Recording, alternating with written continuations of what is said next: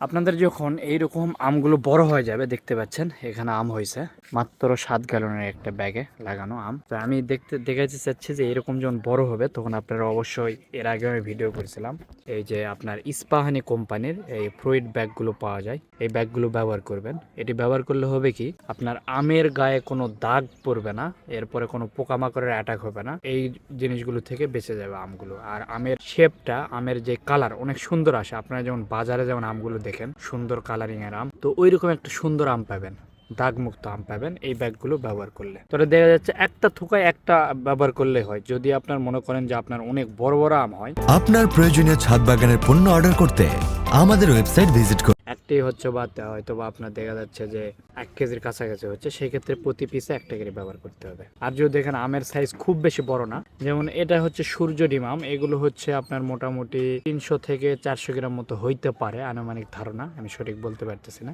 তা আমি করব কি, আপাতত আমি এই 3টির জন্য একটি দেবো, এখানে 3টির জন্য একটি দেবো, ওই পাশে একটি রয়েছে ওটার জন্য একটি ব্যাগ দেবো। এই ছোট্ট একটি গাছে, এটা কিন্তু প্রথম বছর এটা মুকুল আসছে, যেটাতে মোটামুটি এই কয়টাই যথেষ্ট।